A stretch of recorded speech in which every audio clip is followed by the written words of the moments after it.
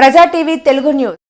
ఇవాళ ఈ ప్రెస్ మీట్కి విచ్చేసిన ప్రింట్ అండ్ ఎలక్ట్రానిక్ మీడియా మిత్రులకు, అలాగే సూలూరుపేట నియోజకవర్గ కూటమి ప్రభుత్వ నాయకులకు, కార్యకర్తలకు అందరికీ పేరు పేరున నమస్కారాలు తెలియజేస్తున్నాను.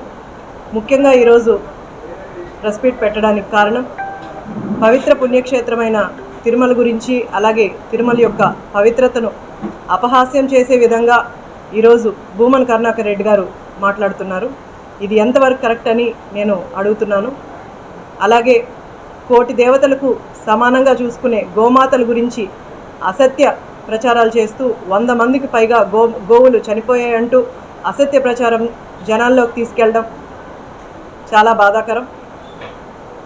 సహజంగా ఏ మానవులైనా కానీ, అలాగే జంతువులైనా, గోమాతలైనా వ్యాధుల కారణంగా కానీ, లేదా డెలివరీల కారణంగా కానీ, లేదా వృద్ధాప్యం వల్ల కానీ గోమాతలు చనిపోవడం సాధారణంగా మనం అన్నీ ఎప్పుడు చూస్తూనే ఉంటాము.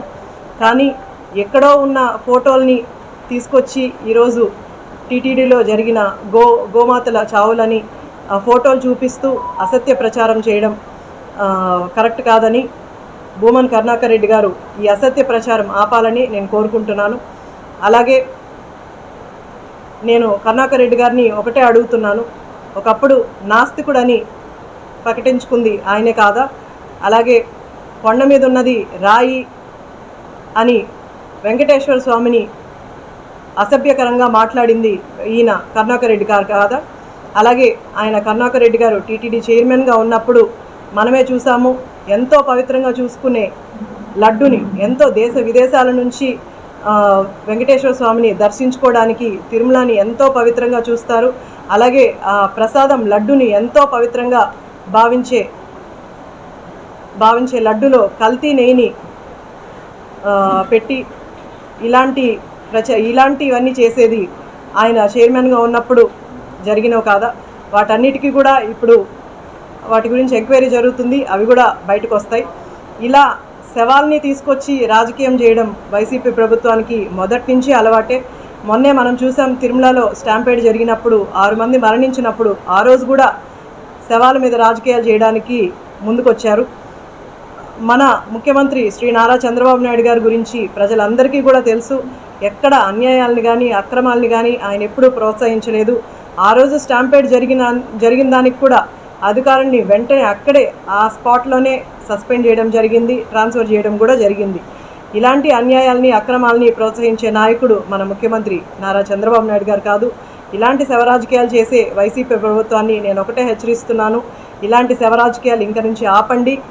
గోమాతలు ఎంతో పవిత్రంగా చూసుకుంటారు. జనరల్గా జరిగే డెత్స్ని కూడా, శవాల్ని కూడా మీరు తీసుకొచ్చి ఏవేవో ఫోటోలు చూపించి జనాల్ని మభ్యపెట్టాలని చూడొద్దు.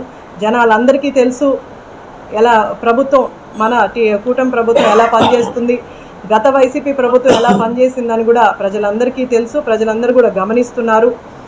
భూమన్ కరుణాకర్ రెడ్డి గారిని నేను ఒకటే అడుగుతున్నాను, దీనికి ఈయన ఈ మాటని వెనక్కైనా తీసుకోవాలి, లేదా భక్తులకి క్షమాపణ చెప్పి టీటీడీ ప్రతిష్టను భంగం కలిగించేలా ఇలాంటి వ్యాఖ్యలన్నీ ఆపాలని ఈ ప్రెస్ ద్వారా మిమ్మల్ని వారిని కోరుకుంటున్నాను. పవిత్రమైన కలియుగమైన శ్రీ వెంకటేశ్వర స్వామి గోశాలలో గత 3 నెలల్లో 100 గోమాతలు చనిపోయినాయనేసి అసత్య ప్రచారం చేస్తున్న నేపథ్యంలో ఎన్డీఏ కూటమి తరఫు నుంచి మేము దీన్ని ఖచ్చితంగా గట్టిగా ఖండిస్తున్నాం. ఏదైతే గోశాల ఉందో దాంట్లో 2668 గోవులు 260 మంది సిబ్బందితో పర్యవేక్షణలో దిగ్విజయంగా జరుగుతుంది. ఇట్లా బిఆర్ నాయుడు గారు చైర్మన్ అయినప్పటి నుంచి మన టీటీడీలో అనేక ప్రక్షాళనలు జరుగుతున్నాయి.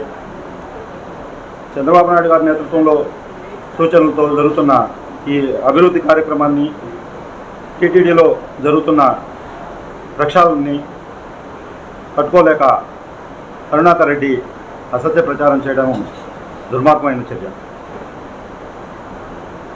ఏదైతే కరుణాకర్ రెడ్డి హిందూ ముసుగులో క్రైస్తవాన్ని ప్రచారం చేయడానికి తిరుమలలో చాలా వరకు ఈయన ప్రోద్బలంతో అన్యమత ప్రచారం జరిగిన నేపథ్యాలు చాలా ఉన్నాయి. అదేవిధంగా ఏదైతే గరుడవారిది అదే మన తిరుచానూరు నుంచి కపిల్ తీర్థం వరకు ఉండే వారిలో కట్టున్న స్తంభాలప్పుడు దాని మీద శిలువుల ఫోటోలు ఉన్నప్పుడు హిందూ సంఘాలు భారతీయ జనతా పార్టీ అడ్డుకున్నప్పుడు దాన్ని తొలగించి మన వెంకటేశ్వర స్వామి నామాలతో మళ్ళీ రీకన్స్ట్రక్ట్ చేయడం జరిగింది. ఎప్పుడైతే వీళ్ళు కరుణాకర్ రెడ్డి టీటీడీ చైర్మన్గా ఉన్నప్పుడు జరిగిన అవినీతి ఆరోపణలు గట్టిగా ఎన్నోసార్లు మనం చూసుకుంటాం. స్వచ్ఛమైన పవిత్రమైన దేవుడి యొక్క ప్రసాదంలో కల్తీ చేస్తూ సరైన నాణ్యత లేని ప్రసాదాన్ని అందించిన నేపథ్యంలో గతంలో మనం కూడా ఎన్డీఏ పార్టీ తరఫు నుంచి గట్టిగా దాని మీద సత్యాలు బయట తీసుకురావడం జరిగింది. ఏదైతే వెంకటేశ్వర స్వామి గురించి తిరుమల గురించి మాట్లాడిన గత చరిత్రలో వాళ్ళు అనుభవించిన పాఠాలు గుణపాఠాలుగా తెలుసుకోవాలి. వీళ్ళు ఈ అసత్య ప్రచారం చేస్తున్న ఈ కరుణాకర్ రెడ్డి గారి మీద లీగల్గా చర్య తీసుకొని దాని మీద తగిన హోంశాఖ నుంచి తగిన చర్యలు తీసుకోవాలని కోరుకుంటున్నాను. అదేవిధంగా తిరుమల తిరుపతి దేవస్థానంలో టికెట్ల దగ్గర నుంచి మద్యం మాంసం మొత్తం ప్రోత్సహిస్తూ పట్టుబడిన సందర్భాలు చాలా ఉన్నాయి తిరుమలలో గత ప్రభుత్వంలో. ఇవన్నింటినీ చూసుకొనేసి ఏదైతే ఎన్డీఏ ప్రభుత్వం చంద్రబాబు నాయుడు ప్రభుత్వం చేస్తున్న మంచి పనుల్ని తట్టుకోలేక అప్రతిష్ట తీసుకొచ్చి ప్రభుత్వం మీద నిందలు పోపాలనే ఉద్దేశంతో ఇలాంటి అసత్య ప్రచారాలకి రాజకీయాలకి వెంకటేశ్వర స్వామిని వాడుకోవడం అనేది చాలా దుర్మార్గమైన చర్య. దానికి తగు రీతిలో వాళ్ళు అనుభవిస్తారనేసి మనం చేసుకుంటూ వెంకటేశ్వర స్వామి జోలికి వస్తే పర్యవసానాలు ఏ విధంగా ఉంటాయనేది ఖచ్చితంగా అనుభవించి తీరుతారు. అదేవిధంగా వీలైతే ధర్మాన్ని ప్రోత్సహించాలా, లేకుంటే నోరు మూసుకొని గమ్ము ఉండాలా. ఎప్పుడైతే దేవాలయాలు పడగొట్టడం, రథాలు తగలబెట్టడం, విగ్రహాలు విరగొట్టడం అనే చర్యలు ఎన్ని జరిగినాయో గత ప్రభుత్వంలో మనందరికీ తెలిసిన విషయమే.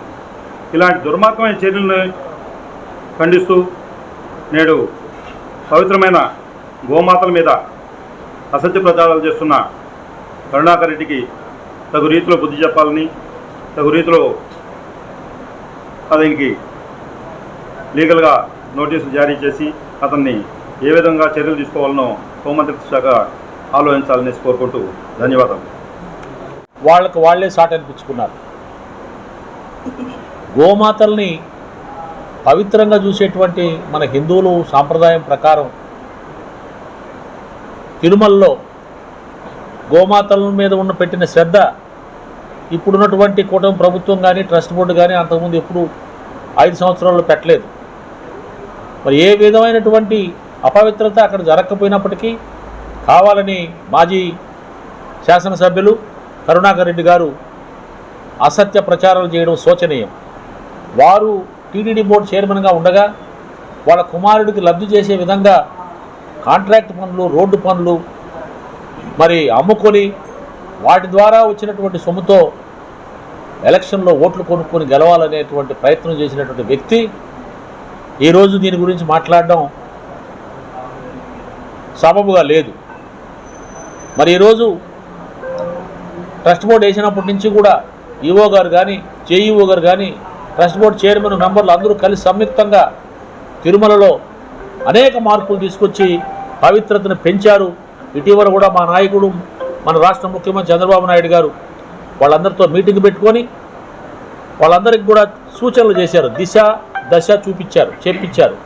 ఈ విధంగా ఉండాలి, ఈ విధంగా ఉండాలి, ఈ విధంగా ఉండకపోతే నేను ఒప్పుకోను అని చెప్పి కూడా వాళ్ళకి సూచనలు చేయడం జరిగింది. ఈరోజు భక్తులు చాలా సంతోషంగా ఉన్నారు.